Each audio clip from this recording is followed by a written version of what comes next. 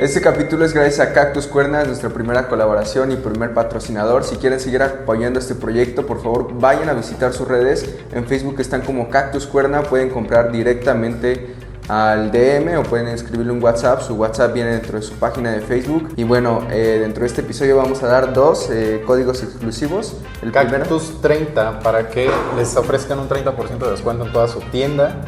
Y Cactus 33. Escríbanle ahí por WhatsApp, les van a pedir el código, dicen que vienen de parte del podcast, les van a pedir el código, si dan Cactus 33, les van a mandar un cactus totalmente gratis a cualquier parte de la República. Si eres de Cuernavaca te va a llegar rapidísimo, si eres de Morelos también. Aparte estén pendientes de nuestras redes sociales, ahí vamos a estar dando la dinámica para regalar los otros 4 ejemplares. Y pues nada chicos, muchas gracias, disfruten el episodio.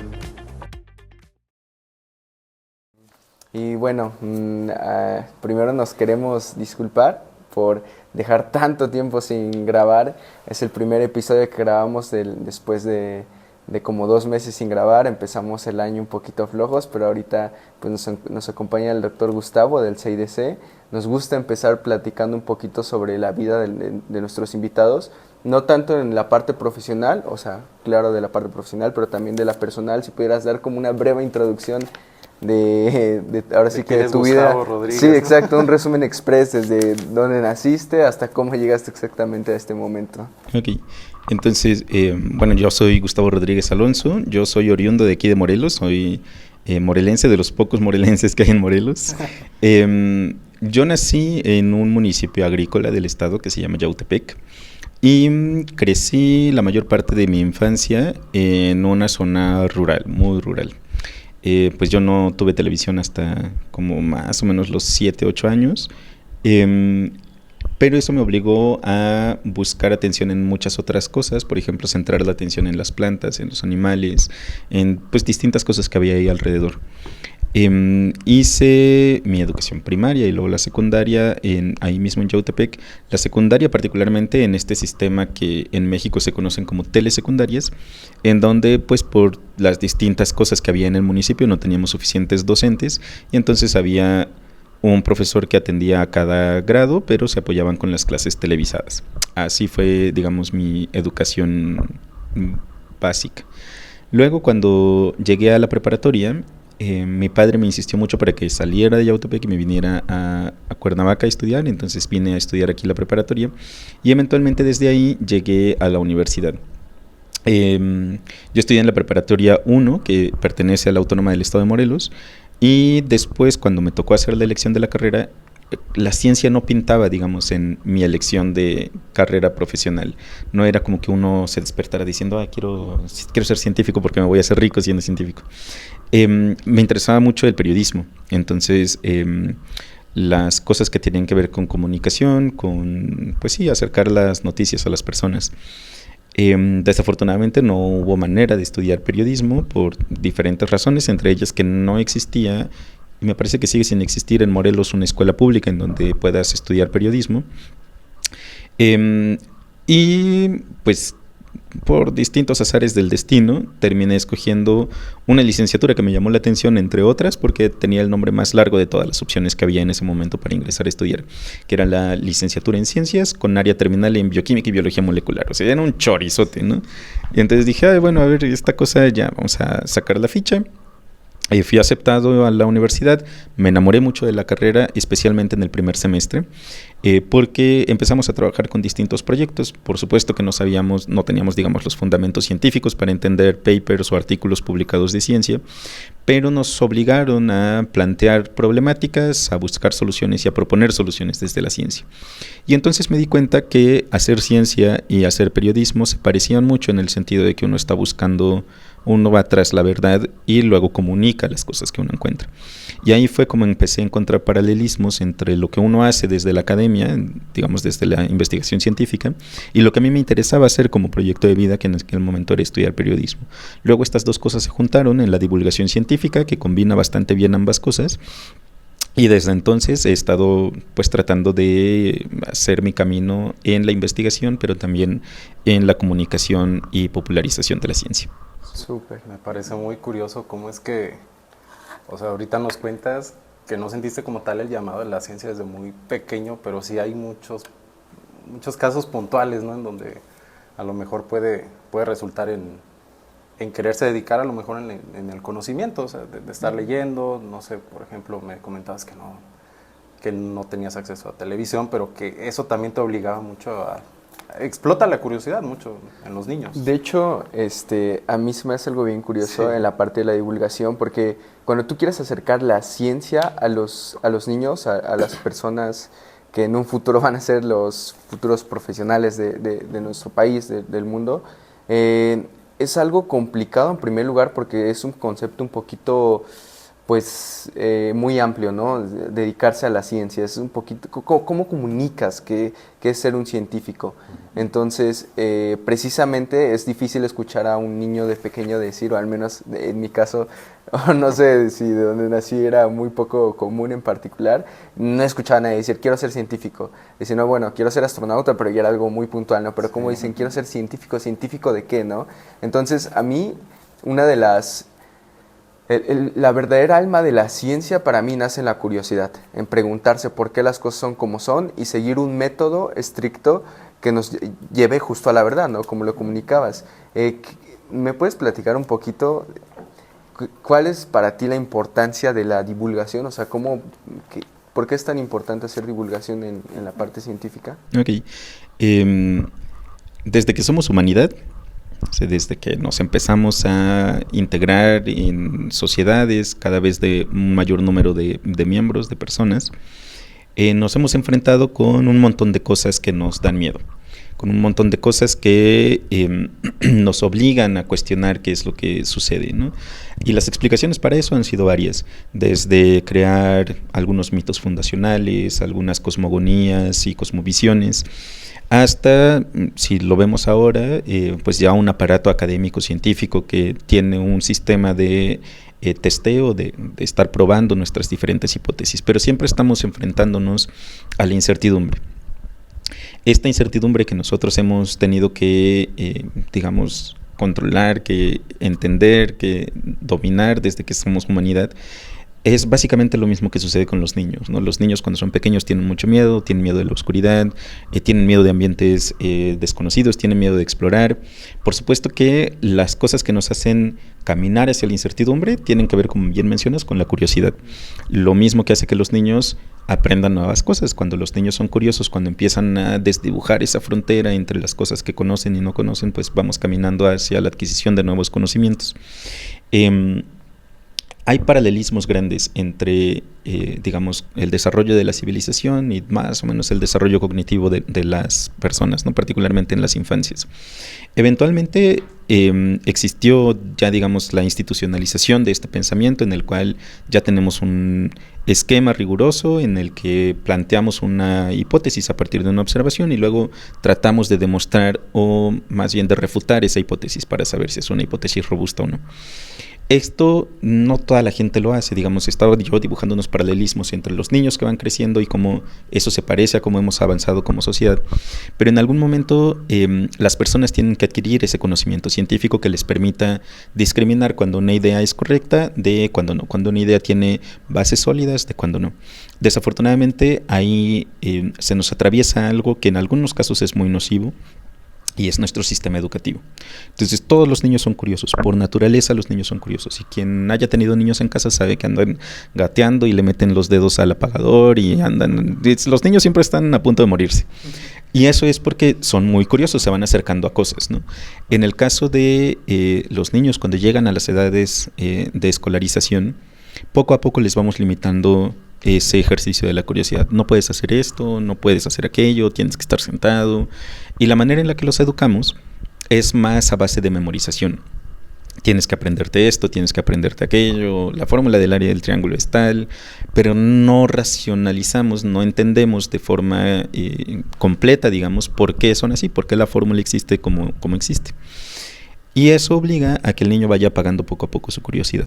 Entonces, llegando ya al punto de por qué considero que es importante hacer divulgación científica, para mí, los investigadores y los niños estamos movidos absolutamente por la curiosidad. Y yo considero que un investigador, alguien que llega a hacer ciencia, es un niño que ha sobrevivido a toda la educación obligatoria. Entonces, si pudiste sobrevivir a todo eso manteniendo la curiosidad íntegra, tienes básicamente lo más preciado para hacer ciencia, ¿no? Que es querer dar explicaciones a las cosas que estás viendo. Como estoy consciente, o al menos como en mi explicación personal del mundo, gran parte del problema es cómo educamos a los niños.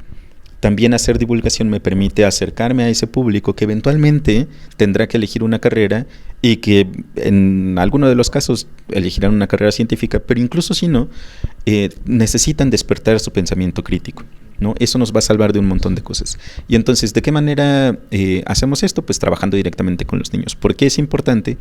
Porque eso nos permite, como humanidad, enfrentar mejor los distintos retos, ¿no? Actualmente acabamos de pasar hace no mucho tiempo una pandemia de coronavirus, y al mismo tiempo que la comunidad científica estaba avanzando aceleradamente en tratar de encontrar vacunas y demás, había un montón de teorías conspiranoicas que impedían que la gente se acercara a los tratamientos médicos. Y eso solamente es un peligro si la gente no es crítica, si la gente no está educada. Deja tú que sean científicos o no, que la gente tenga un criterio para decir, esto tiene sentido, esto es una tontería, ¿no? Entonces, mientras no existe ese pensamiento crítico, la humanidad está condenada al fracaso. Y esto lo hemos visto, por ejemplo, con el terraplanismo, con el surgimiento de distintas alternativas médicas que son pseudocientíficas, con el crecimiento de los dogmas religiosos de distintos tipos, no solo de una religión. Todas estas cosas van cuarteando el crecimiento saludable de la civilización, ¿no? La adquisición de conocimiento, la apreciación de nuestro mundo, porque conocer al mundo nos permite apreciarlo mejor. Y al final nos conduce a un agujero negro en el que estamos cada vez más desconectados, cada vez más polarizados, y eso nos impide funcionar mejor como humanidad. Entonces, ¿por qué creo que es importante hacer divulgación científica? Porque con eso podemos atacar a todos esos males, ¿no? Sí, está muy increíble como... Adelante, por sí, favor. Es que sí tengo un montón de cosas que decir, varios puntos, no voy a poder tocar todos, pero... Quiero decir primero algo controversial, y es que... Las fake news, o sea... Yo no estoy muy contento en cómo se hace la divulgación ahora, generalmente, cómo se acerca la ciencia, no nada más a los niños, pero en particularmente a los adolescentes. No me gusta. En general también, ¿no? En general, porque yo creo que justamente la base en cómo acercamos la ciencia a las personas debe ser desde el pensamiento crítico, no desde, se hace esto y esto, parece al revés un dogma, decir, claro, la ciencia funciona porque funciona y aquí somos unos cabrones. Y porque... si no sigues también mi método, no está muy acostumbrado a lo que yo suelo entender como científico, a mi ejercicio como tal de hacer la ciencia, pues es muy difícil, ¿no? Y se reduce a un no te creo. Entonces, esfuérzate tú a mí por convencerme que yo a ti de decir, ok, te acepto la idea. Exacto. Entonces, a mí sí no, justamente la base de este proyecto, la esencia de este proyecto es incentivar el pensamiento crítico. Yo así me lo imaginaba, no me imaginaba un podcast donde platicáramos con el invitado y las típicas preguntas, ¿de qué haces? ¿Y por qué haces esto? O sea, sí realmente me esfuerzo porque en cada plática nos metamos en las entrañas de por qué están haciendo lo que están haciendo, cómo se conecta con otras cosas, cómo tiene un impacto con la sociedad y por qué es así, ¿no? Que incluso el mismo... invitado a través del diálogo pueda entender él mismo desde los fundamentos, explicándole a otras personas que tal vez no entienden el tema tal como lo entienden pues ellos mismos sobre su trabajo, ¿no? Sobre la construcción de su trabajo desde las bases hasta las cosas más complicadas y más complejas. Eso es uno. No me gusta cómo está haciendo la divulgación y justamente siempre es buen momento para recordar la esencia, ¿no? De por qué empezamos lo que empezamos, ¿no? Que es justamente este podcast. La segunda es que creo que hay no sé cómo decirlo, creo que es un arma de dos filos, incentivar a la gente a que todo es cuestionable, o sea, es verdad que todo es cuestionable, pero hay formas de cuestionar. O sea, yo he visto personas que más bien tergiversan la verdad para llegar a un fin que ellos ya tienen desde atrás. O sea, lo hemos visto desde los gobiernos fascistas de ultraderecha del siglo pasado, donde tomaron teorías evolutivas que habían surgido en el 1800 y algo con Darwin y todo esto para hablar sobre razas superiores, ¿no? Hasta pues cosas que he visto en los últimos años sobre cambio climático, problemas muy reales que toman investigaciones que se hicieron, que están totalmente fundamentadas, las tergiversan y los hacen ver desde un punto que quieren ellos, pues, comunicar su verdad, ¿no? Entonces, no sé cómo vean este reto, o sea, cómo encontrar este equilibrio entre no manipular a las masas a través de cuestionar verdades que han sido construidas de forma congruente y precisamente sí ser críticos, o sea, este equilibrio, no sé si me estoy dando a entender. Sí, de hecho había algo como una característica de encontrar algo muy conspiranoico, que era partiendo justamente de algo que sí está fundamentado. Exacto. Y lo empiezas a relacionar con cosas muy similares para que pareciera que tienen relación entre ellos. Y así vas argumentando, vas como poniéndole falsos soportes, güey, a lo que tú estás diciendo. Debe tener un nombre eso que estás diciendo. Exacto, sí, no sé cuál es, pues pero es sí. Conspiranoica. O sea, los conspiranoicos se basan mucho en eso, que no sé, y pues a lo mejor le puedo atinar o no. Tiene un nombre esa falacia, de hecho tiene un nombre esa falacia, de tomas dos cosas que son verdades y las relacionas de un modo que no tiene sentido, o sea, tomas dos verdades, las juntas y sacas una mentira. El terraplanismo, pa. Sí. No sé, incluso hasta están las fake news, ¿no? Que muchas veces suelen incluso hasta despertar una histeria colectiva o especular mucho sobre la gente. No sé, Gustavo, creo que tú estás muy metido en eso y creo que alguna vez yo platicaba mucho con mis compañeros, o sea, ¿qué onda con las fake news? O sea, tú puedes hacer una mentira y hacerla muy, muy grande a través de redes, pareciendo que fuera cierta. Sí, hay dos cosas, bueno, las dos cosas que acabas de mencionar, ¿no? Entonces, contestando a la segunda pregunta primero, ¿de qué manera buscamos un equilibrio entre tienes que ser crítico, pero hay que encontrar una mesura en qué criticamos, cuánto criticamos? Hay formas, ¿no? Entonces, yo creo que ese equilibrio solo se alcanza cuando estás informado, cuando estás educado. Si no conoces acerca de un tema, no puedes cuestionar el tema, porque no tienes un criterio para saber si te están contando algo cierto o no. No, justo, digamos, el primer requisito para poder cuestionar algo es al menos entender de manera superficial, si quieres, ese algo. Y digo, aunque sea de manera superficial, porque una vez que lo empieces a entender así y empiezas a cuestionar ese nivel, te vas educando, ¿no? Vas preguntando, vas adquiriendo más conocimiento. Eso te va dando más, digamos, un background, un bagaje un poco más amplio para que puedas seguir cuestionando a diferentes niveles. El problema con, digamos, con cómo estamos ahora y cómo se esparce la información es que, primero, como les había mencionado, no tenemos una cultura de pensamiento crítico, pero tenemos mucho acceso a la información. Estamos hiperconectados, ¿no? Y entonces tenemos plataformas como TikTok, que en 3 minutos o en menos funcionan muy bien para robarse tu atención, que además están entrenados con algoritmos, y esto no solo sucede en TikTok y en otras redes sociales, sino incluso en tus motores de búsqueda, ¿no? Lo que hace Google o cualquier motor de búsqueda que tú uses es encontrar cuáles son los patrones de búsqueda que tú haces para poder venderte mejor las cosas, ¿no? Y entonces, a partir de ese entrenamiento que tú estás haciendo de los algoritmos con los que convives en tu mundo digital, estás reforzando una cosa que es una cámara de eco. Y las noticias que te van a salir son noticias que se adecúan a lo que los algoritmos saben que tú estás buscando. Y eso refuerza un montón de estereotipos. Y bueno, no solo estereotipos, ¿no? Un montón de prejuicios, un montón de cosas. Si yo como persona soy una persona, no sé, xenofóbica, es muy probable que durante el episodio de la pandemia de COVID, las fake news a las que estuve expuesto eran principalmente aquellas que decían que todo había sido un arma de dominación china, que querían venir a controlar el mundo, no sé qué. Si soy una persona antivacunas, es muy probable que las fake news que me encontré tenían que ver con cómo a través de la vacuna nos querían hacer modificaciones genéticas o querían controlar y cosas relacionadas con el autismo. Si soy una persona que está en contra del sistema político, pues es más probable que me iba a encontrar fake news diciendo que todo esto era una mentira del gobierno para poder mantener con miedo a la población y poder controlarlo mejor. Y entonces, aunque, digamos, esos 3 ejemplos vivieron la pandemia con las mismas cosas, digamos, porque las cosas detrás de la pandemia fueron las mismas para todos, cada uno los interpretaba de forma bien distinta. Y esto tiene que ver con en dónde estás parado en tu cámara de eco, hacia dónde estás resonando.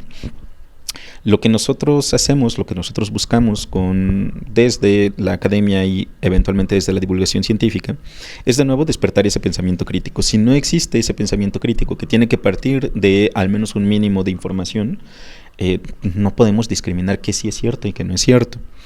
Lo otro que mencionabas acerca de cómo hacemos la divulgación, creo que tiene que ver enteramente con esto que les acabo de contar, porque nosotros que llegamos a la academia, que pasamos por la licenciatura, la maestría, el doctorado, pues entendemos, digamos, la complejidad de ese tipo de pensamiento, la complejidad de los conceptos básicos que se van tejiendo desde las cosas muy, muy básicas hasta las cosas cada vez más complejas en las distintas áreas. Y entonces muchos de nuestros colegas asumen la posición de, bueno, yo ya me pasé 20, 30 años, 40 años estudiando esto, y tú eres una persona que no terminó en la secundaria y entonces lo que me toca es educarte completamente. Y eso cae en una visión totalmente paternalista, pero además, digamos, un poco arrogante de parte del investigador, en donde consideran usualmente que el público al que le están hablando es un público estúpido, básicamente. A mí, una de las cosas que me gustó mucho en un seminario especializado de ciencia impartido a investigadores y estudiantes de ciencia, fue que el ponente nos venía a hablar de un tema con el que por supuesto la mayoría de nosotros no estábamos tan familiarizados. Y él decía, voy a iniciar este seminario asumiendo dos cosas. La primera es que ustedes son totalmente ignorantes del tema que les voy a hablar. Yo estoy asumiendo que ustedes no saben absolutamente nada. Y la segunda es que ustedes son infinitamente inteligentes. Y que si yo aprendo a llevarlos de la mano, vamos a poder juntos llegar a las conclusiones que quiero mostrar en este seminario. Y eso a mí se me quedó muy grabado porque creo que justo esa es la actitud que uno tendría o con la que uno debería abordar el reto de comunicar la ciencia a la gente. La gente no es estúpida, la gente tiene muchas ganas de conocer cosas, la gente tiene muchas ganas de entender qué es lo que está sucediendo y por eso hay un montón de foros de discusión conspiranoica, porque pues, la gente en su afán de explorar y de conocer cae muy fácilmente en los sitios que les ofrecen explicaciones fáciles que además se adecúan a la visión que cada uno tiene del mundo. Por el contrario, nosotros como investigadores usualmente hacemos una brecha gigante, no somos tan fácilmente accesibles, no hablamos tan fácilmente con la gente. Cuando nos atrevemos a hablar con la gente, el lenguaje que utilizamos es uno que impone una barrera de comunicación con la gente. Entonces, para empezar ese modelo de divulgación, que ni siquiera es divulgación, pero bueno, ese modelo, digamos, es un modelo que está obsoleto y es un modelo que en las corrientes de divulgación y difusión científica contemporánea se está cuestionando mucho y afortunadamente se está cambiando. Lo otro es, todo esto depende de la experiencia, porque como todas las cosas, uno va haciendo mejor las cosas conforme más se va acercando a hacerlas. Y entonces, en mi caso particular, como les comentaba, desde hace mucho tiempo me interesé por la divulgación científica y he tenido la fortuna, la suerte de trabajar con niños desde kinder, que siempre te preguntan cosas así bien impresionantes, que te ponen en aprietos, hasta primarias, secundarias, preparatorias y colegios, ¿no? Ya en universidades. Y el hecho de poder acercarme con diferentes proyectos en los que he participado me ha hecho consciente de esas dos cosas que les comentaba. La gente tiene un hambre muy grande de conocimiento, la gente tiene una curiosidad impresionante, pero la gente también es lista y la gente también entiende cuando la actitud con la que tú te paras es de, compa, estás bien tonto, ¿no? Sí. ¿Y qué es lo que obtienes cuando platicas con una persona que te dice, compa, estás estúpido? Pues resistencia. Y entonces, aunque le estés diciendo algo que es cierto, si lo estás tratando como tonto, la gente va a dejar de hacerte caso. La gente va a oponer una resistencia natural a lo que sea que le estés hablando porque lo estás humillando. Entonces, lo que uno tiene que hacer es encontrar terreno común. A ti como persona, digamos, como individuo de la sociedad, te interesa entender algo, a mí me interesa entender ese algo y podemos encontrar un lenguaje común en donde esos intereses se conjuguen para que podamos establecer un diálogo. Mientras los investigadores no eliminemos esa barrera como de elitismo, de separación con el resto de la sociedad, pues también el asunto está perdido, ¿no? Sí, me encanta. Mencionas algo, o sea, y creo que da en el clavo, o sea, el elitismo en parte de la academia suele estar presente y no sé si sea necesario, pero en parte sí, porque al final de cuentas pues necesitas justificar toda tu trayectoria, ¿no? Y bueno, regresando un poquito como la parte profesional esta, tú eres biólogo molecular, comentabas, ¿no? Estudiaste la licenciatura en ciencias con área terminal en bioquímica y biología molecular. que de hecho yo no sé por qué todavía sigue existiendo ese nombre tan largo. Y yo como que me he hecho una idea y a lo mejor pues la pregunta va a ser un poco obvia, ¿no? Pero ¿cómo defines tú la biología molecular? Y ¿cómo la podrías explicar desde alguien que la estudia, que la trabaja y que vive de eso? Ok, entonces, pues la biología, digamos, la biología como biología es el estudio y el entendimiento de las cosas vivas. Y la biología se puede entender a muchos niveles. Podemos estudiar ecosistemas, podemos estudiar cómo los distintos organismos conviven en un espacio determinado, podemos estudiar a nivel de poblaciones. A lo mejor no me interesa entender todo lo que pasa en la selva maya mexicana, me interesa nada más saber cómo funcionan los organismos que viven en cierta región de esa selva.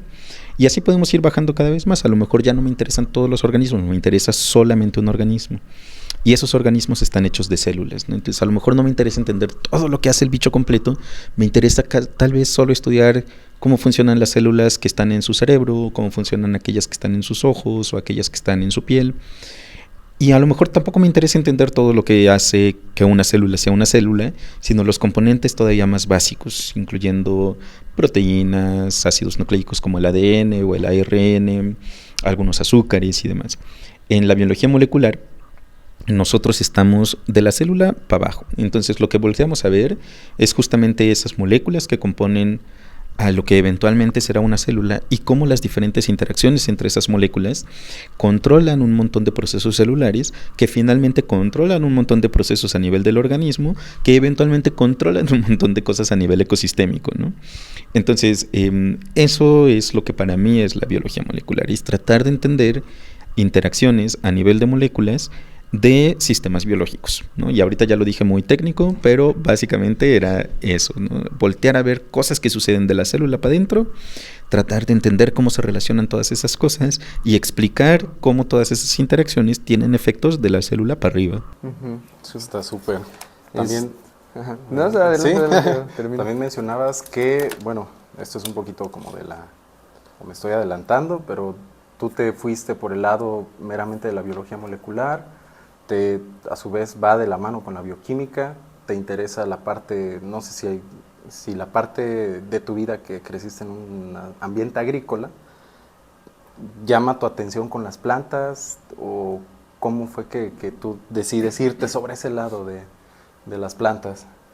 Es bien curioso porque en realidad cuando yo ya llegué a la licenciatura, pues esto de la divulgación lo entendí pronto como un proyecto alternativo, digamos, un proyecto paralelo, no como mi proyecto primario dentro de la investigación. Y aquí en la licenciatura nosotros tenemos algunas materias que incluyen laboratorios. Uno de esos laboratorios, el laboratorio de bioquímica, lo trabajamos con unas proteínas muy bonitas que se llaman citocromos, particularmente con el citocromo C. Y una cosa bonita de estas proteínas es que son muy fáciles de seguir visualmente. Normalmente uno no puede ver directamente las proteínas, pero con algunas proteínas que tienen metales, como los citocromos que contienen hierro, es muy fácil identificarlas porque por el hierro que contienen, la solución en la que están es una solución muy roja, ¿no? Es un rojo muy intenso. Cuando tú las purificas, conforme las vas purificando, ese rojo se vuelve cada vez más intenso, cada vez más uniforme. Entonces es muy fácil y muy bonito seguir estas proteínas. Y me gustaron mucho. Entonces yo dije, bueno, a mí me interesa estudiar las metaloproteínas, particularmente las proteínas que contienen hierro. Hice una licenciatura estudiando citocromo C justamente, y luego para la maestría quería seguir estudiando metaloproteínas y llegué a un laboratorio en donde estudiaban hemoglobinas, que son las proteínas que transportan en los animales como nosotros al oxígeno a través de la sangre. Pero en este laboratorio estudiaban hemoglobinas de plantas. Y entonces ahí fue como, a ver, ¿qué es lo que está pasando acá, ¿no? Y entonces empecé a hacer esta maestría con hemoglobinas de plantas. A mí me interesaba mucho la bioquímica. Lo que yo había hecho en la licenciatura habían sido caracterización enzimática y algunas mutantes y demás. Pero en la maestría algunos de los experimentos que teníamos planeados no salieron, y eso me obligó a tratar de encontrar otra manera de estudiar el problema que tenía enfrente, que era cómo evolucionaban y cómo funcionaban estas proteínas en las plantas. Y entonces ahí empecé a trabajar mucho con evolución, Como eran proteínas de plantas, eso me obligó a trabajar mucho con evolución de plantas, particularmente de cereales como el maíz, la caña, el trigo, todos estos. Y ahí me di cuenta que las plantas me gustaban mucho, pero también me di cuenta que no conocía de las plantas. Entonces, eventualmente me enamoré mucho de las plantas, sobre todo hacia el doctorado, que empecé a trabajar con cactus. Y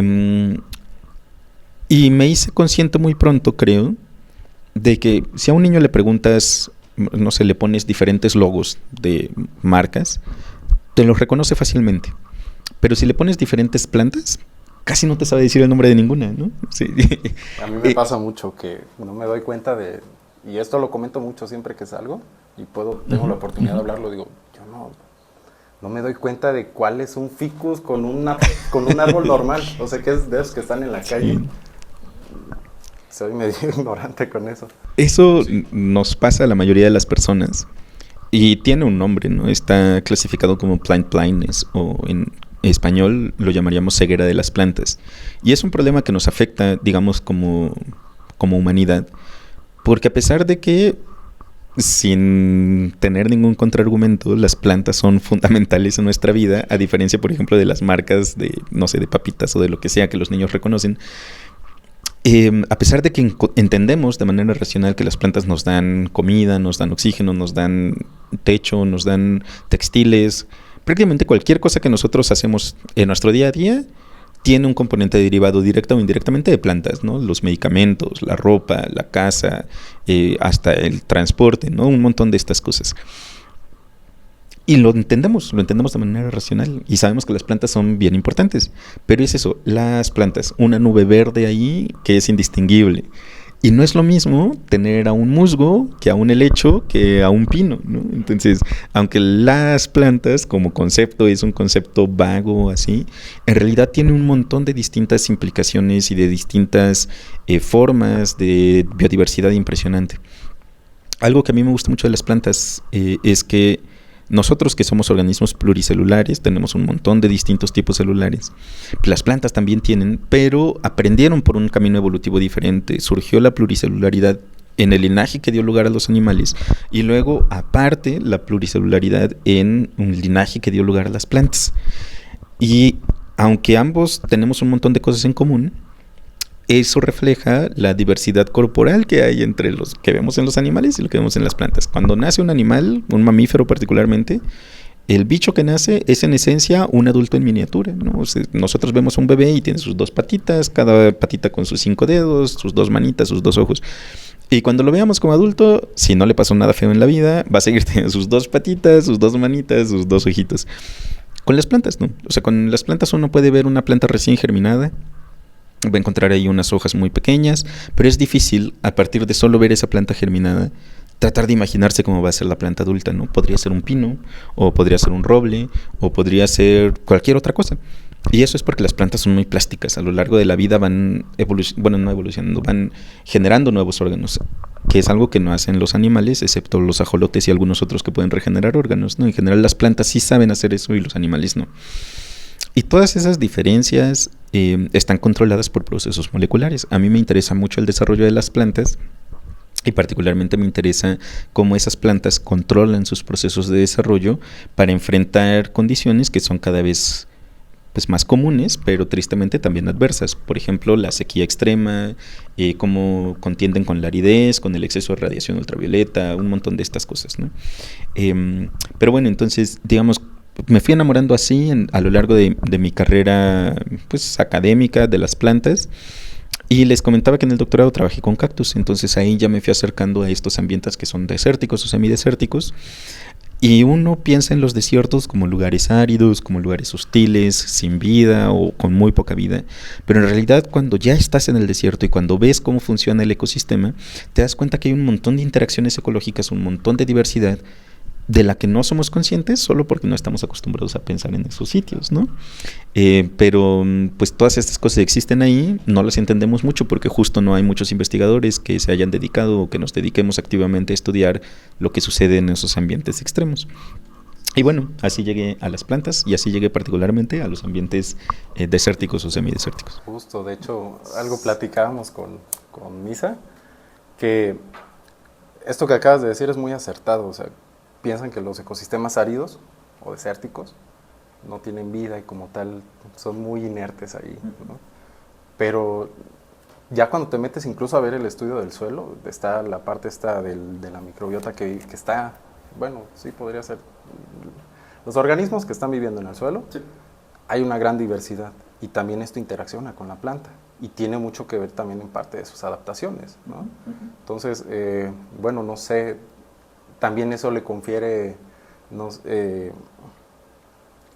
ayuda, o bueno, forma todo un ecosistema en el que también la planta se desarrolla y tiene mucha injerencia, pero principalmente es el suelo, aunque no se vea como tal el resultado verde y se vea florido y todo lo demás. O sea, muchas veces podemos confundir que en una selva hay mucha vida porque hay muchas plantas, ¿no? Y a lo mejor en un ecosistema árido dicen, pues no hay vida porque solamente vi un cactus ahí parado, grandote, y ya lo demás no hay nada alrededor.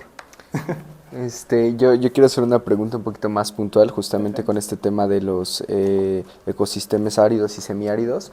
Es que imaginamos un futuro distópico, digamos, con el cambio climático, donde las temperaturas aumentaron mucho, perdimos áreas verdes, cada vez se pierden estos ecosistemas que asociamos con naturaleza, ¿no? Estos ecosistemas totalmente verdes, donde hay muchísima agua, pero ¿qué pasa con los ecosistemas áridos y semiáridos? ¿Cómo serían afectados por un aumento desmedido de las temperaturas en los siguientes años y por qué son importantes preservarlos?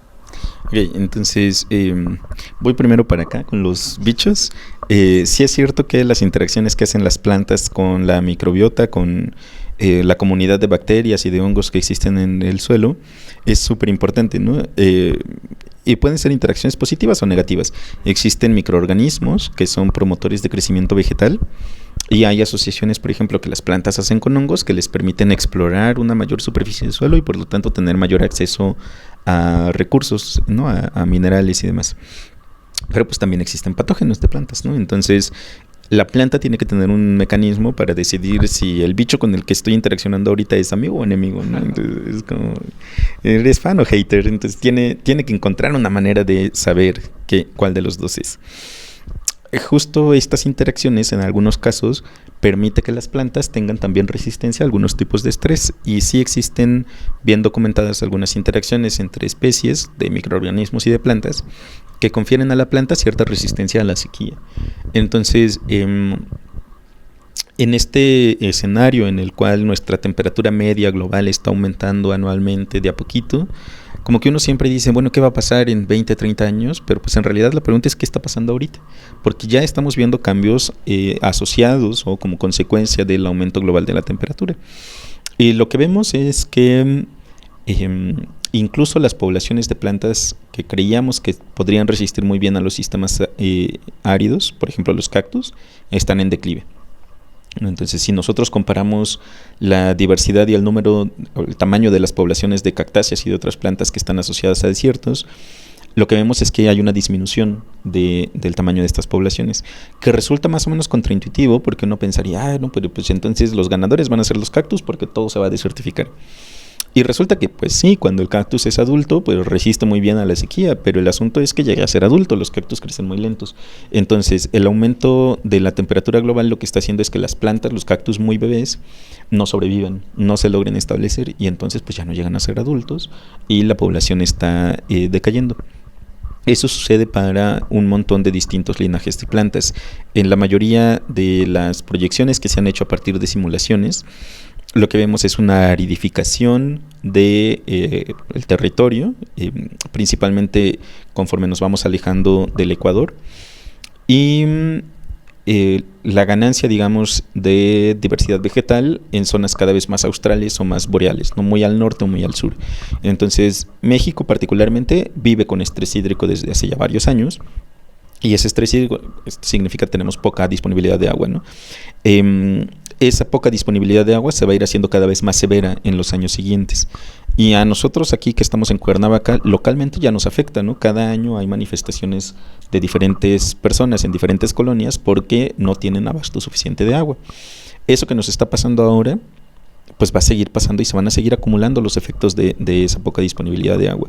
Y lo mismo nos pasa a nosotros como personas que no tenemos agua para lavar, para bañarnos o para cocinar, que a las plantas ya no tienen agua para beber, y entonces, ¿qué pasa cuando una planta no bebe agua? Pues se muere, eventualmente se muere. Entonces estamos haciendo dos cosas que se llaman primero aridificación y luego desertificación, ¿no? Entonces en la aridificación lo que tenemos es el territorio empieza a ser cada vez a tener cada vez más un estrés hídrico, cada vez menos agua, y entonces las plantas que requieren mucha agua se empiezan a morir primero y empezamos a cambiar, digamos, el aspecto del ecosistema hacia cosas que se parecen mucho a la selva baja, al matorral xerófilo, que son plantas que ya son adaptadas, digamos, a la sequía y que se ven favorecidas inicialmente en estas condiciones.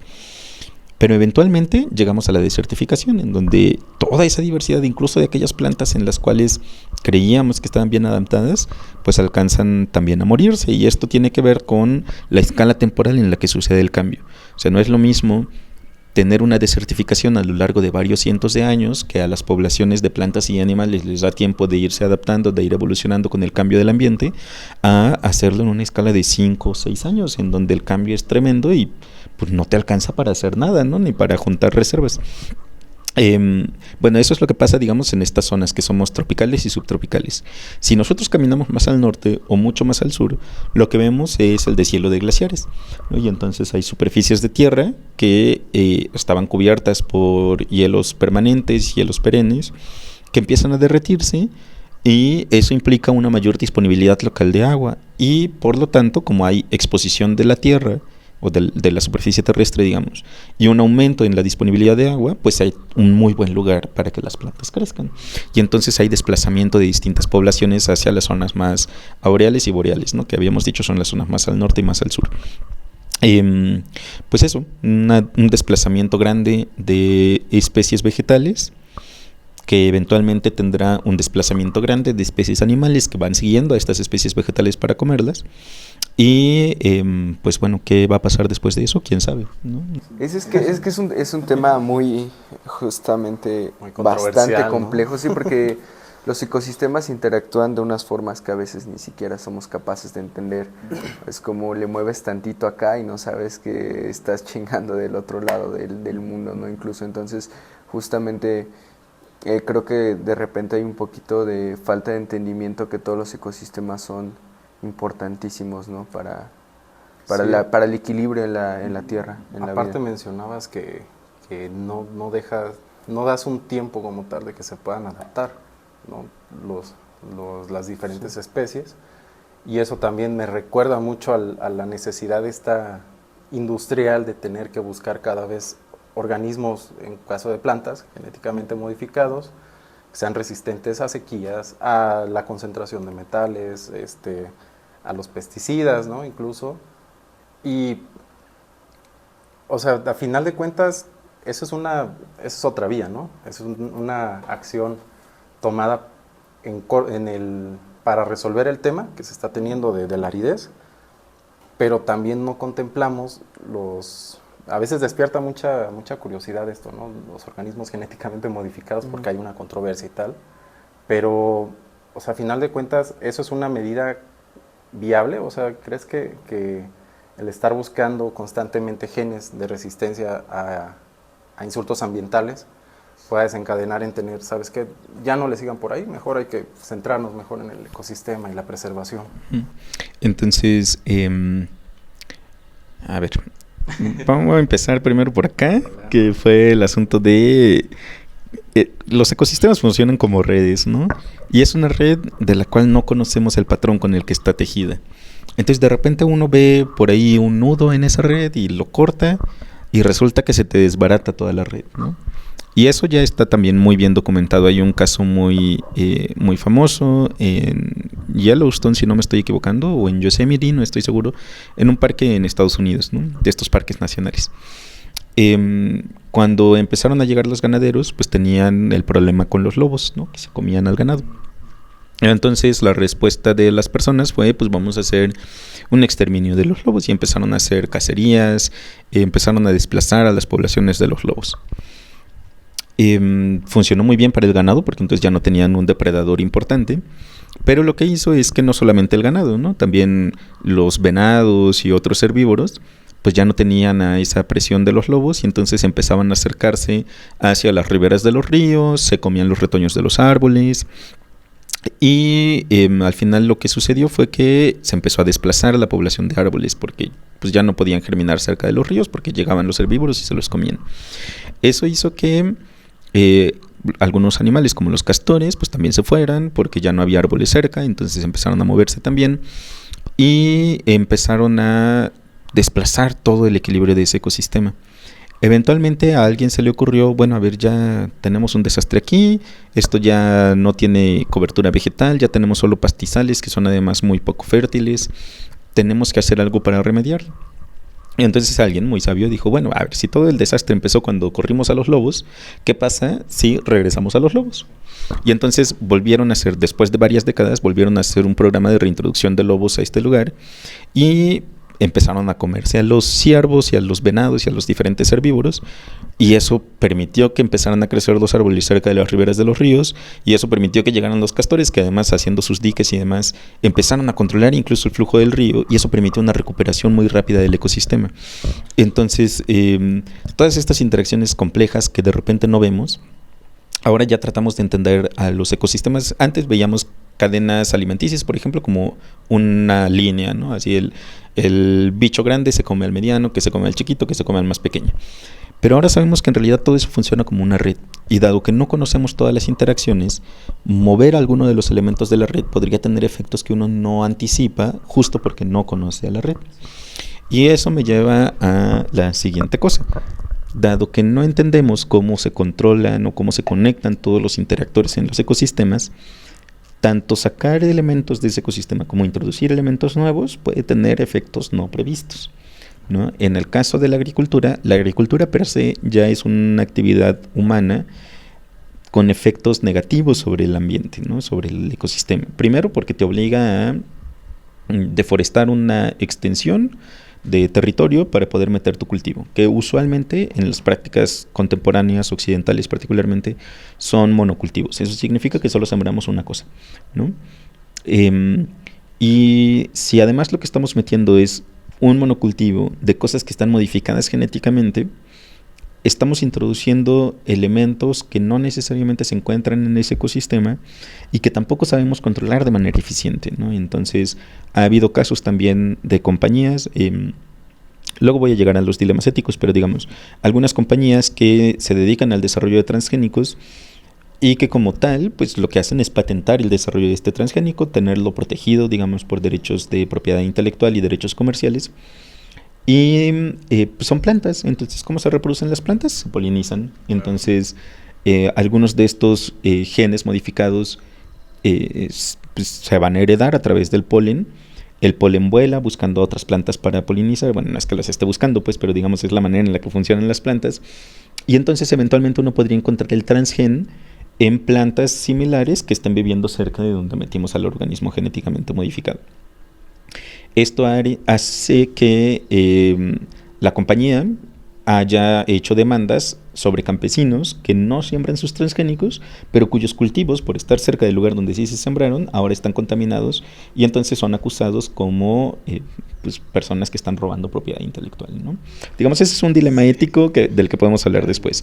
Pero en el asunto de los transgénicos y la manera en la que lo hacemos actualmente, en general no los hacemos para buscar plantas resistentes a sequía, no los hacemos para buscar plantas que tengan mayor producción. En general no los hacemos con esa intención, lo hacemos con la intención de que resistan a los herbicidas. Entonces, por el lugar en donde se desarrollan, que en general son países con un sistema agrícola industrializado muy, muy potente, lo que se busca es disminuir la mano de obra. Entonces aquí en México, particularmente del centro para abajo, mucha de la gente que hace agricultura todavía va y deshierva el campo, ¿no? Contratas peones que van y te ayudan a limpiar, a arar el campo y demás. En otros lugares, como en Estados Unidos, en algunas zonas de Argentina, de Europa, pues lo que tienes es maquinaria, ¿no? Y entonces metes máquina para hacer este asunto. Lo que se ha hecho con la mayoría de los transgénicos que utilizamos ahora es que ponemos resistencias herbicidas de manera tal que ya no tengas que llevar a nadie. Pasas con una avioneta rociando y entonces matas a todas las plantas excepto a la que está modificada genéticamente para resistir ese herbicida. Eso es un problema ecológico importante, no solo por la adición de un transgeno, de un organismo genéticamente modificado, sino porque lo que estás haciendo es además un arsenal químico que se te va a lixiviar, va a llegar a lagos, va a llegar a otros lugares, no solamente al donde tú lo estás aplicando, y en general se aplica en exceso. Y ha habido pues documentados ya en distintos efectos de esto, sobre todo en mantos acuíferos, en poblaciones de peces, de anfibios, de insectos incluso, que son afectados no por la adición del organismo genéticamente modificado, sino por el exceso de agroquímicos que se están utilizando, ¿no? Digamos, ese es el efecto inmediato. Respecto a si meter un bicho modificado genéticamente cambiaría o no el ecosistema, dependerá de qué tanta presión de selección, es decir, qué tanto le pedimos al ecosistema que mantenga a ese gen que introducimos. Si es uno que resiste a los herbicidas y lo dejamos sin control, pues sí, tal vez se podría escapar, pero si no está constantemente la presencia de ese herbicida, eventualmente ese transgen se limpia, ¿no? En general los bichos no cargamos con genes que no nos ayudan para algo. Entonces, si es un gen que solamente está para darle resistencia al herbicida, eventualmente es un gen que se puede ir limpiando solo. Pero si es un gen, por ejemplo, que le da resistencia a sequía, yo realmente no conozco transgénicos de este asunto, pero hipotéticamente desarrollamos un maíz que es muy bueno contendiendo con la sequía. Y entonces lo metimos en un lugar que está experimentando ya sequía. ¿Qué va a pasar? Que muchas plantas que son nativas, que no tienen resistencia a la sequía, pues van a empezar a morir, y esta otra que sí la tuvo, va a empezar a ganar territorio y va a empezar a desplazar todavía más a esas especies, ¿no? Entonces la respuesta no es una respuesta única, por supuesto que no es una respuesta fácil, depende de un montón de factores, de qué es el transgen que estamos metiendo, cuál es la modificación que hicimos sobre el bicho, cuáles son las condiciones en las que está el bicho, y si esas condiciones se mantienen constantes a lo largo del tiempo o van a ir cambiando, porque la evolución justo funciona en respuesta a las condiciones ambientales en las que está creciendo la población que nos interesa, ¿no? En este caso del bicho genéticamente modificado. Entonces sería muy reduccionista decir que se pueden identificar genes clave para generar cultivos resistentes a sequía. Es muy reduccionista y desafortunadamente es la manera en la que trabajamos en la ciencia, ¿no? Lo mismo que decíamos hace un rato sobre los ecosistemas, que es una red muy grande y quitar a uno de los interactores de la red puede tener un efecto bien inesperado, también sucede con los genes. Los genes funcionan también en redes. Hay genes que interaccionan con otros genes, hay genes que controlan la expresión y la función de otros genes, hay genes que controlan procesos más complejos como vamos a regular de manera general todo lo que pasa en la célula. Entonces, dado que no sabemos todas las interacciones que hay entre distintos genes, es muy difícil poder controlar completamente la respuesta de un sistema por la adición o la eliminación de un gen. En este sentido, la mayor parte de los caracteres que nosotros vemos, digamos, a nivel del organismo, por ejemplo, la resistencia a sequía o la resistencia a salinidad o demás, son cosas que se controlan por más de un gen. Y necesitaríamos entender el módulo de genes completo, tratar de meter ese módulo completo a un bicho, para que además, dentro de ese bicho que lo estamos metiendo, tendría que encajar ese módulo sin hacer un desastre de la red que ya existe ahí, ¿no? Entonces, es reduccionista pensar que un gen nos puede conferir un carácter. No podremos hacerlo hasta que entendamos muy bien cómo funciona, digamos, la red de interacciones entre genes. Y eso no va a suceder pronto. De hecho, choca mucho, perdón. Es que es muy curioso que justamente cuando entrevistamos a la doctora Narváez, le hicimos una pregunta muy similar, o bueno, llegamos a ese tema, pero en humanos, sobre las enfermedades que se pueden prevenir modificando genes. Entonces decía una respuesta muy similar, dice, le movemos tantito acá a este gen y no sabemos qué le vamos a hacer a ese humano cuando termine creciendo, no sabemos exactamente cómo interactúan todos los genes entre sí. Y obviamente surgió la cuestión de la inteligencia artificial, ¿no? Si incluso la inteligencia artificial puede ayudar a comprender mejor la infinita interacción entre un montón de genes que están involucrados en procesos.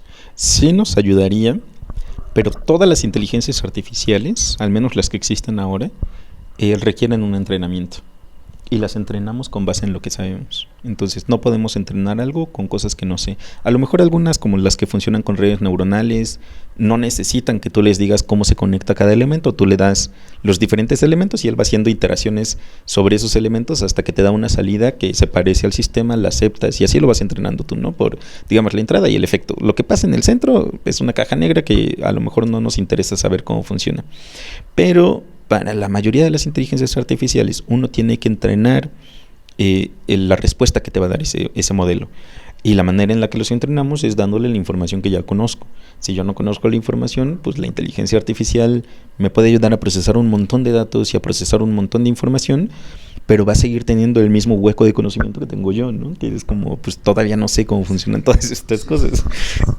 Sí, ¿qué tanto se adecua ahí la inteligencia artificial específicamente ahí en tu área, en lo que llegas a conocer? Porque entiendo que he visto, por ejemplo, modelado de proteínas, les funciona mucho la inteligencia artificial hacer cálculos, ¿no? A lo mejor en física, pues ya incluso hasta hubo ahí me parece que un hallazgo muy interesante en el premio Nobel, pero en el área exclusivamente, por ejemplo, de la biología molecular, entiendo que hay redes de sistemas y que eso se los puedes dar, y incluso hay muchos centros de investigación que trabajan con eso, pero ¿qué tanto se logra apropiar? O sea, que se haga una amalgama para decir, ¿sabes qué? Nosotros usamos muy bien la inteligencia artificial, nos genera mucho conocimiento, y justo va de la mano con esto que dices, a veces si no sabemos las cosas, no podemos entrenarla, pero ¿hasta qué punto dirías tú en un porcentaje nos sirve en un 50%? O de plano no nos sirve, porque pues, realmente nosotros hacemos otro enfoque. Está bien difícil como ponerle un porcentaje único a la biología molecular, porque además, así como habíamos dicho que la biología tenía diferentes niveles, la biología molecular tiene diferentes áreas y subáreas, ¿no? Entonces seguramente va a haber algunas en las que funciona de manera más eficiente que en otras. Hablando particularmente de lo que yo hago, digamos, como investigador, les decía que me interesan mucho las plantas, particularmente las plantas de condiciones áridas y semiáridas, y especialmente me gustan las redes de genes, cómo los genes interaccionan con otros, cómo se regulan de manera recíproca o demás, ¿no? En mi caso, nosotros aplicamos algunos métodos, para no ponerme demasiado técnico, son algoritmos no supervisados. Eso significa que uno no les tiene que decir qué hacer en cada paso. Y lo que nosotros hacemos es, a ver, yo tengo estas diferentes condiciones de la planta, de sus genes particularmente, en este caso niveles de expresión o niveles, qué tan encendido está un gen, digamos, ¿no? ¿Cuál es la respuesta que estás viendo de ese gen? Y entonces alimentamos con una matriz, una tabla muy grande que contiene a todos los genes de la planta, al menos todos los que conocemos, y a los valores de cada gen en cada una de las condiciones, que pueden ser condiciones de desarrollo, condiciones de estrés, las condiciones que uno quiera. Y entonces a partir de eso, sin decirle nada más al algoritmo, le digo, ¿sabes qué? Encuéntrame cuáles de estos genes parece que están controlados por el mismo regulador o que funcionan de manera conjunta. Y entonces estos algoritmos que son digamos el nombre oficial son algoritmos no supervisados de redes de correlación por expresión génica, lo que hacen es buscar estas firmas, digamos, de cómo se comportan los genes y agrupar aquellos que tienen comportamiento similar, en el supuesto de que si participan en el mismo proceso o si son regulados por el mismo gen maestro o si participan en el mismo tipo de estrés, van a tener comportamientos similares, ¿no? Porque están involucrados de manera más cercana. Y entonces así vamos partiendo a todos los 20.000 de genes que tenga la planta en grupos cada vez más pequeños, que es por supuesto más fácil de analizar. Y luego lo que toca es empezar a reconstruir, a ver, de este grupo que me salieron 100 genes, quiénes se conectan entre sí y quiénes se conectan de manera positiva y de manera negativa, ¿no? Y entonces eso es lo que nosotros hacemos. Eso yo no lo puedo hacer agarrando la tabla y ponerme a dibujar ahí yo las interacciones entre cada gen, pero lo podemos hacer muy bien con estos algoritmos de aprendizaje no supervisado.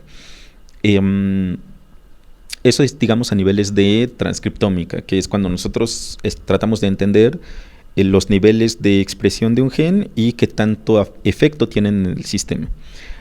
Lo otro en lo que se utiliza mucho la inteligencia artificial es en saber el repertorio de genes que tiene un bicho. Actualmente, cuando nosotros secuenciamos, por ejemplo, a un genoma, cuando agarramos a todo su DNA y tratamos de ver cada letra que tiene el DNA, pues tenemos una secuencia de texto, ¿no? A, T, G, A, bla, bla, bla, lo que sea, hasta el final. Y el siguiente reto es tratar de entender de todo ese compendio de letras que tenemos, qué parte corresponde a un gen que se va a traducir en una proteína, qué parte corresponde a una región que regula la expresión de otros genes, qué parte corresponde a cosas estructurales. Y eso pues sigue siendo un reto, especialmente con bichos que conocemos poco.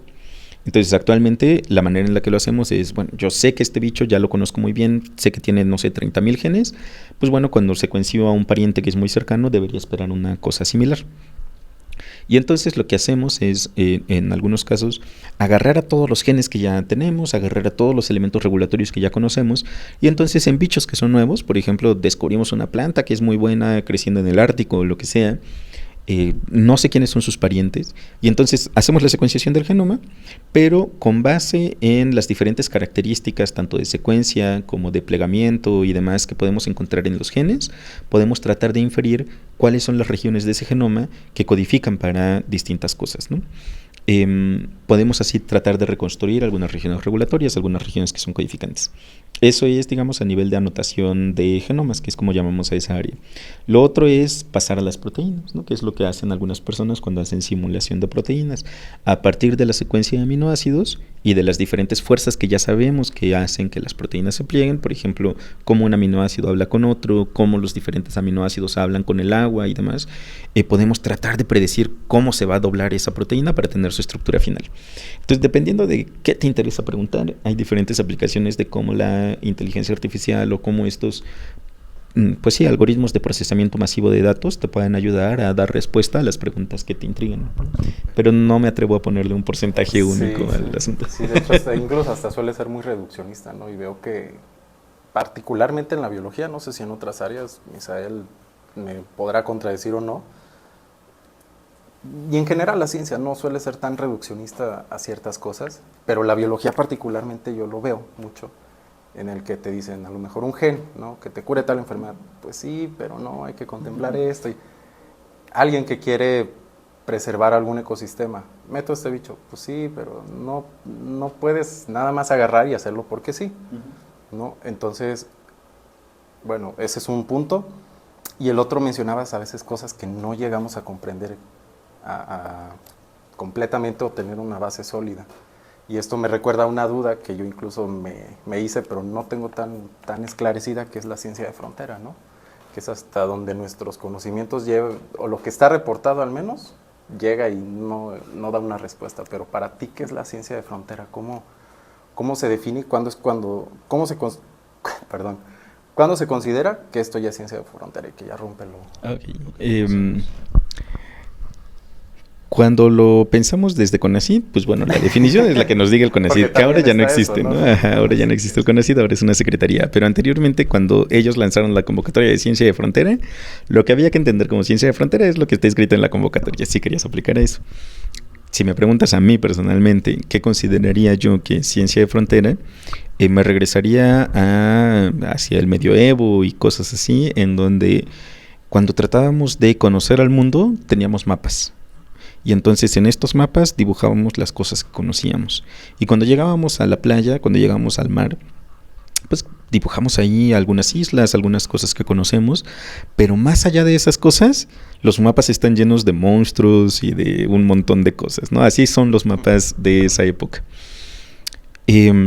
Toda esa incertidumbre de verdad que nos causa mucho miedo, de verdad que nos causa bastante repulsión. Y es solo porque no logramos entender y porque no sabemos qué es lo que ocurre de aquel lado.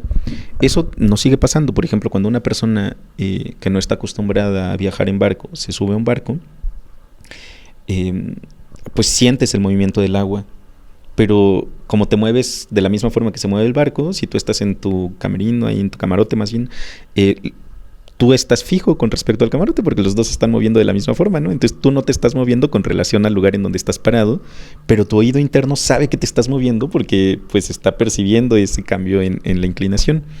Y entonces el cerebro hace lo único que puede hacer el cerebro cuando ve señales que son conflictivas entre sí, y intenta apagarse.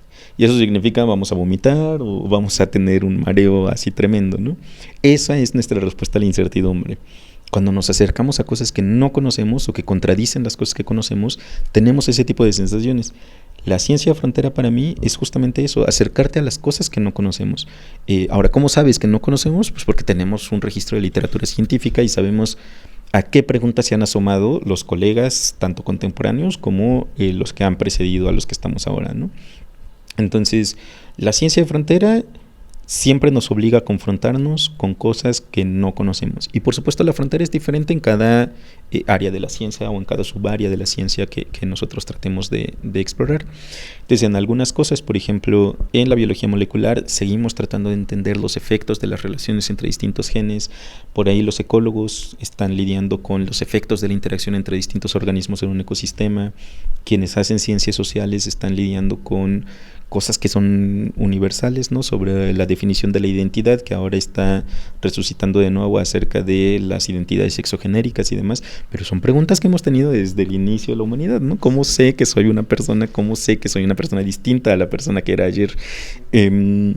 Estas cosas, pues de nuevo, son fronteras, digamos, son incertidumbres distintas para cada campo y por lo tanto las fronteras van a ser distintas para cada campo.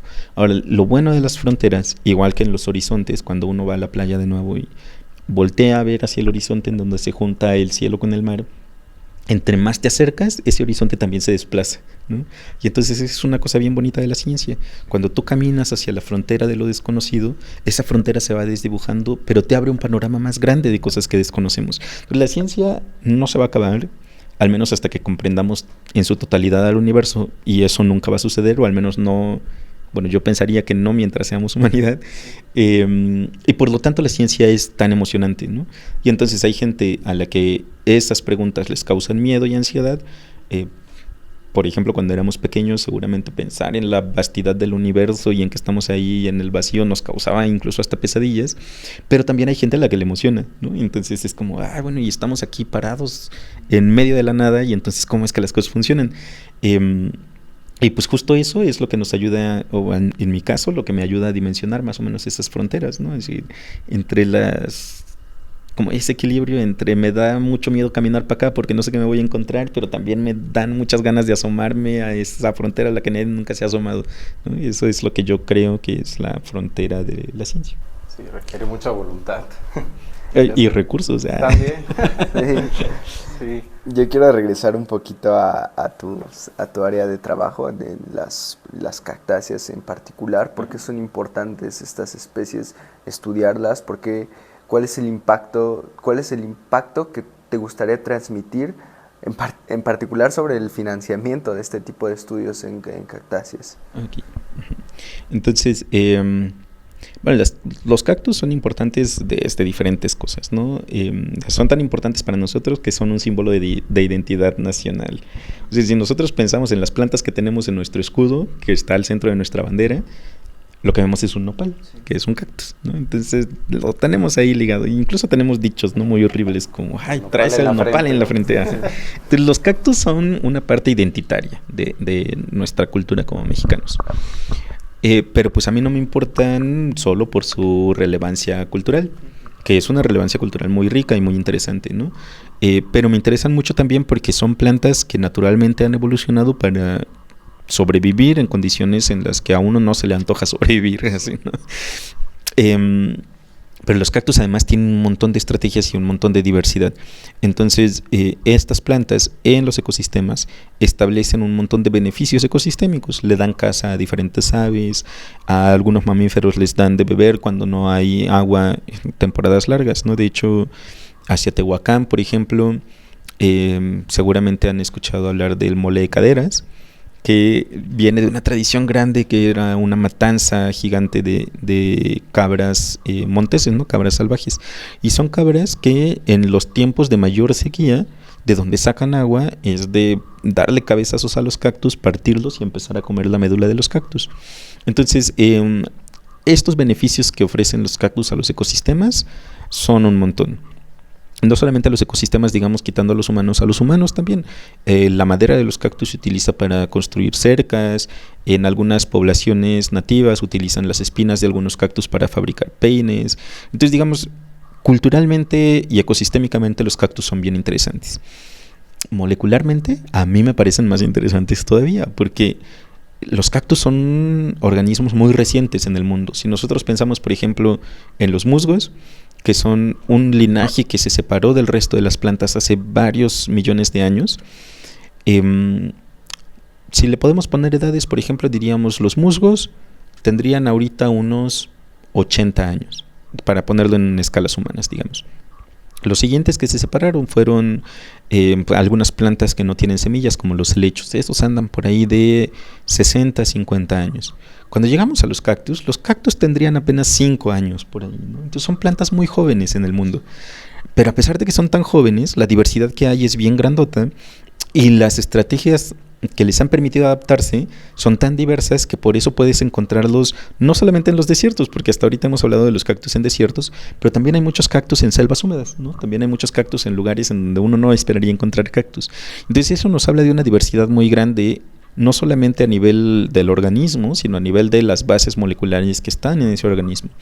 Y algo que pasa por cómo funciona la evolución es que si son bichos que se separaron muy recientemente, tienen mucha similitud en sus programas moleculares. Es decir, el cactus que yo me encuentro en el desierto, creciendo la mayor parte del año sin agua, y el que me voy a encontrar en una selva húmeda, que está creciendo sobre un árbol y que está con lluvia la mayor parte del año, tienen básicamente el mismo contenido genético o muy pocas diferencias en ese contenido genético. ¿Y cómo es que siendo tan similares a nivel molecular, uno vive en un lugar en donde no ve agua y el otro vive en un lugar en donde se está ahogando, ¿no? Entonces, esas preguntas a mí me encantan. Y de nuevo, ¿por qué considero que es importante entenderlo? Pues porque tenemos toda esta diversidad grande de cactus con diferentes formas, con diferentes estrategias para diferentes ambientes, y por lo tanto estudiar este tipo de linajes de plantas que son tan diversos nos puede arrojar mucha luz acerca de cómo las plantas en general van adaptándose y evolucionando a estas diferentes condiciones. ¿Para qué nos sirve a nosotros como sociedad? Pues porque desafortunadamente, como lo habíamos platicado, estamos haciendo un cambio muy acelerado en condiciones. Entonces necesitamos entender cómo las plantas han respondido de forma natural a esos cambios que han sucedido de manera paulatina, si lo que queremos es encontrar una respuesta de emergencia para poder contender con algo que nosotros estamos haciendo en una escala temporal mucho más pequeña, ¿no? Claro.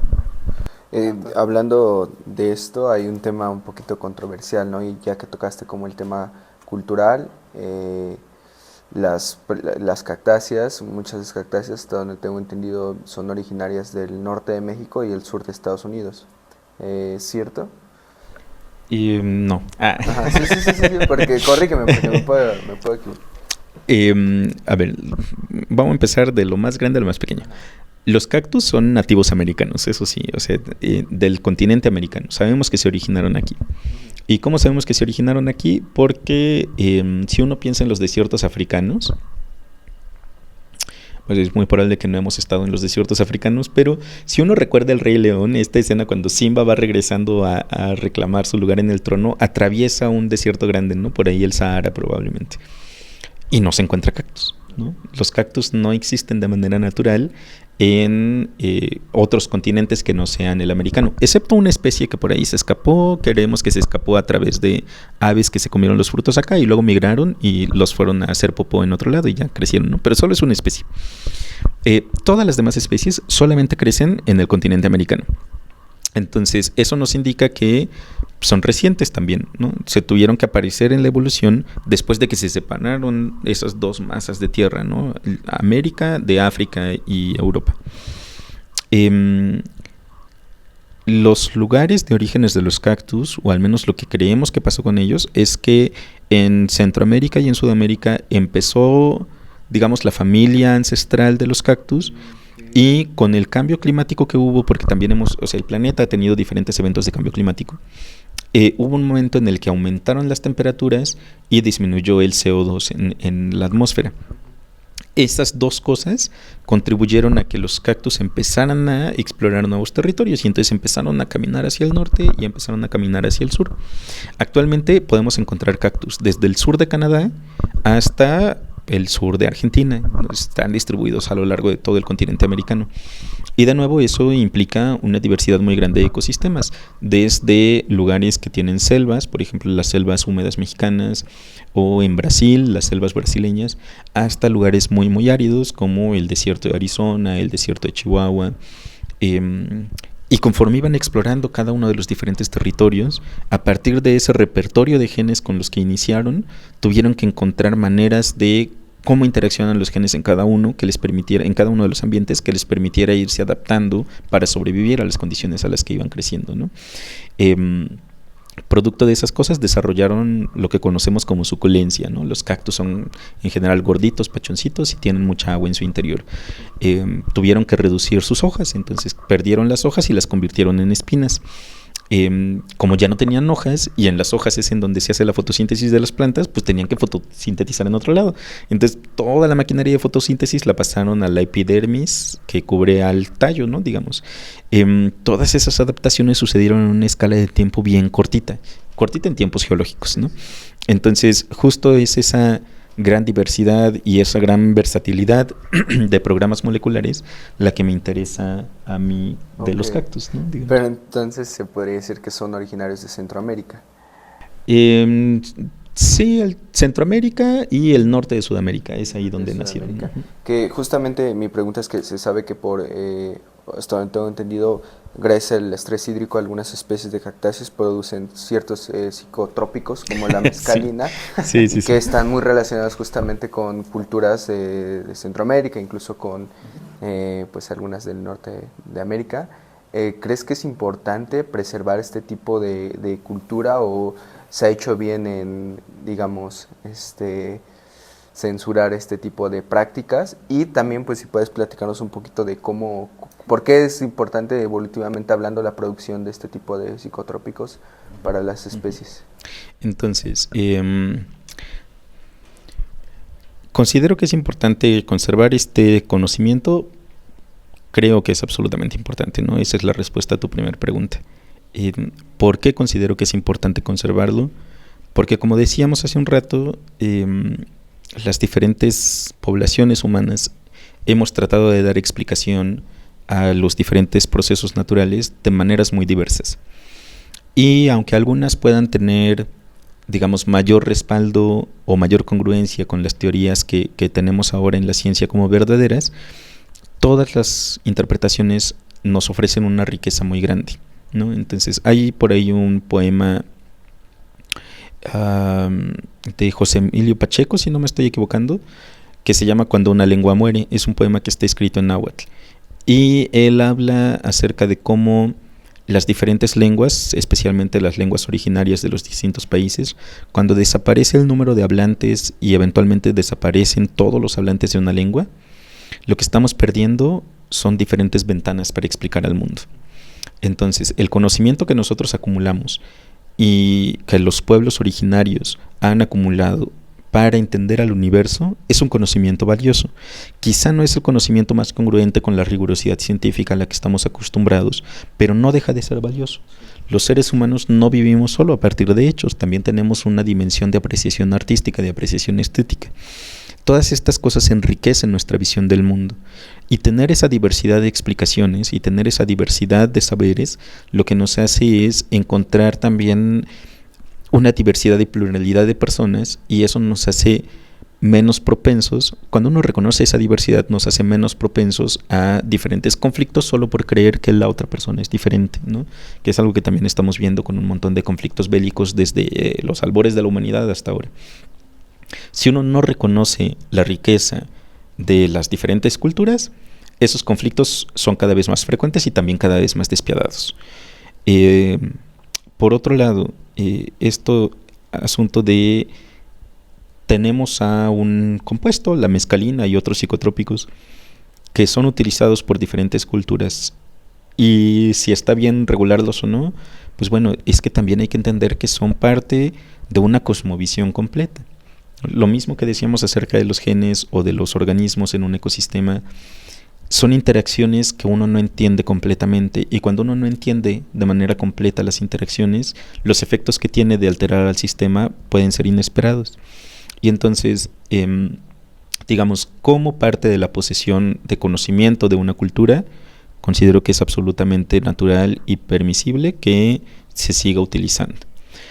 Cuando esto ya se convierte en, voy a ser yo un turista que se va, por ejemplo, a los territorios Wixárika y con los huicholes a depredar peyotes y a ponerte un viajezote, no más por la experiencia de ponerte un viajezote, estamos haciendo una apropiación utilitaria de ese conocimiento.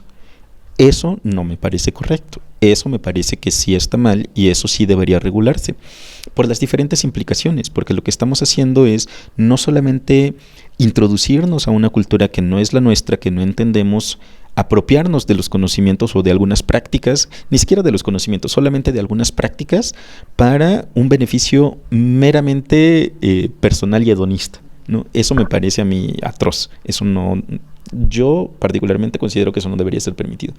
Y además de las implicaciones culturales que eso tiene, hay un asunto ecológico también, porque lo que hacen estas personas es ir a depredar, literal, ¿no? Y en el caso particular de los cactus, en el caso particular de los peyotes, son plantas que crecen muy lentas, son plantas que tardan varias decenas de años en llegar a ser adultos. Y entonces cuando llega cualquier hijo de vecino a sacar un peyote que ni siquiera entiende, que ni siquiera sabe si le va a servir o no, porque no sabe de qué edad es, y se lo traga, pues lo que estás haciendo es quitar a un organismo de esa población que probablemente sea fundamental para el mantenimiento de esas poblaciones, ¿no? Y entonces lo que estamos haciendo es extinguir o empujar hacia la extinción a esa población.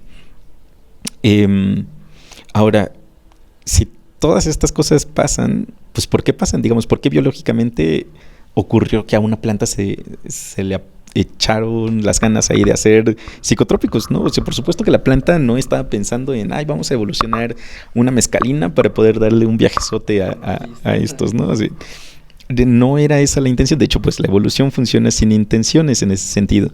Pero a lo largo de la evolución de las diferentes plantas, se dieron cuenta, bueno, pasó que algunas empezaron a sintetizar estos metabolitos, ¿no? Como la mescalina y algunos otros. Y las plantas que lo sintetizaron se comían con menos frecuencia que aquellas que no las sintetizaron por los herbívoros, ¿no? Entonces, estábamos hablando hace un rato acerca de estas cabras que parten a las biznagas para poder comerse la médula y tener agua cuando llevan mucho tiempo de sequía. Ese mecanismo de sintetizar psicotrópicos fue una consecuencia de la adaptación para evitar la herbivoría. Entonces, si llega la cabra y se come al cactus y se da un viajezote y termina vomitando y luego ya no sabe dónde está y se desbarranca, pues bueno, ese bicho ya no va a volver a comerse al cactus, ¿no? Esa era la intención, digamos, está mal decir que esa era la intención, pero esa fue la consecuencia de esas interacciones. Las plantas se estaban defendiendo de mamíferos y entonces, digamos, la cabra, pues por supuesto que no quería tener ese viajezote, ¿no? Nosotros también somos mamíferos y muchos de los efectos que tienen las cabras también los tenemos nosotros, pero a diferencia de las cabras, nosotros estamos también en comunidades que nos ayudan de diferentes maneras y entonces en comunidades como las Wixárika, cuando hacen sus rituales de iniciación con los peyotes, pues no es que todo el pueblo se eche el viajezote al mismo tiempo, ¿no? Es una ceremonia con un significado y un trasfondo de cosmovisión y además asentado en distintos ritos casi religiosos, en donde a las personas que cumplen cierta edad se les hace, pues se les expone a la mescalina y se les guía a través de este viaje, ¿no? Entonces se les acompaña a través de ese viaje. Y entonces ahí sí nos dimos cuenta, bueno, si todos nos ponemos el viajezote, pues a lo mejor nos morimos y nos matamos entre todos, pero si nomás uno se da el viajezote y los demás lo cuidamos, el asunto no está tan horrible. Y entonces así se empezaron a asimilar en algunas, digamos, en algunos contextos particulares. Ya luego salimos todos los demás, ¿no? Que somos muy hedonistas y que nomás andamos buscando placer y que andamos ahí buscando maneras de escapar de las realidades. Y entonces muchas de esas prácticas pues se han desvirtuado por diferentes intereses hacia, pues vamos a hacer, incluso ya ahorita pueden encontrar ustedes tours que no recomiendo que tomen y que recomiendo que denuncien si ven en redes. Pero hay tours que se van a Real de 14 a ofrecerte la experiencia Wishárica, ¿no? Entonces, pues eso, así. Claro. Pues no sé cómo andemos de tiempo. Sí, ya llevamos 1 hora y media. Yo quiero terminar con una última pregunta, si me lo permites. Adelante. ¿Sí? Me gustaría, a veces a algunos invitados me gusta hacerles una pregunta en particular por lo que estamos hablando, por lo que estamos hablando al principio del podcast con el financiamiento aquí en México en específico. Si no tuvieras estas limitantes, si tuvieras todo el apoyo del mundo en cuanto a recursos por parte de cualquier organismo, ¿cuál sería tu objetivo último? No quisiera decirlo tu objetivo último porque va a sonar igual de nuevo muy reduccionista, pero ¿cuál sería tu equivalente para que una persona que no entiende de estos temas pudiera entender tu perspectiva? ¿Cuál sería tu equivalente, por ejemplo, para un jugador de fútbol de ganar un campeonato, digamos, dentro de tu área muy en específico, no en general de la ciencia, dentro de tu área? ¿Cómo puedes ver el futuro si tuvieras estos recursos disponibles? Aquí, si yo pudiese disponer a diestra y siniestra de todo el dinero del universo, me interesan dos cosas, como habíamos mencionado, ¿no? Cuando uno está haciendo la academia o la ciencia, a uno le interesa la generación y la acumulación de conocimiento. Pero ese conocimiento es inútil si no se comparte, si no hay una manera de preservarlo y no hay una manera de heredarlo. Por las cosas que hago, que es biología molecular, mucho del conocimiento que me importa está codificado en genes. Entonces, tener dinero suficiente me permitiría acercarme a las distintas especies que viven en los desiertos o en zonas áridas, sean cactáceas o no, y secuenciar su genoma. Y a partir de tener la secuencia del genoma de las diferentes plantas que habitan estos ecosistemas que son muy agrestes, que son muy agresivos e inhóspitos, uno puede ya tener conocimiento acerca del repertorio de genes que proporciona la riqueza biológica que nosotros vemos en esos ecosistemas. No solamente eso, sino para las personas que hacen botánica, los herbarios son súper importantes. Un herbario es una colección, es una biblioteca, pero en vez de guardar libros, lo que guardamos son especímenes de plantas.